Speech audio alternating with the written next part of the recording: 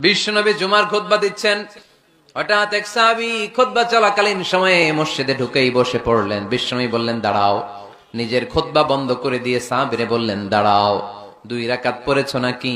সাহাবী বলে পড়ি নাই।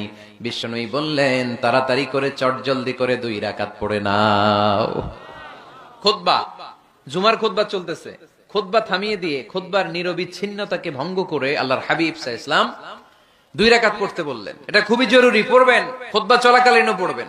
যদিও আমাদের দেশের অনেক জায়গায় এটার সুযোগ দেয় না, বলে যে লাল বাতি জ্বলন্ত অবস্থায় নামাজ পড়া নিষেধ, নিজেরা বানাইছে এই নিষেধ। তো পড়তে না দিলে বারান্দায় পড়েন, যেহেতু খুতবা শোনারও গুরুত্ব আছে। হানাফি মাযহাবে খুতবাটারে ওয়াজিব বলে, খুব গুরুত্ব দেয়, এজন্য বলে যে এটা বেশি গুরুত্বপূর্ণ ওই নামাজের চেয়ে। এটা হচ্ছে ওনাদের দলিল, কিন্তু ওই দলিলটা বেশি শক্তিশালী যে মসজিদে ঢুকেই 2 রাকাত পড়তে হয়, ঠিক কিনা? এজন্য মসজিদে ঢুকে আমরা 2 রাকাত পড়ব।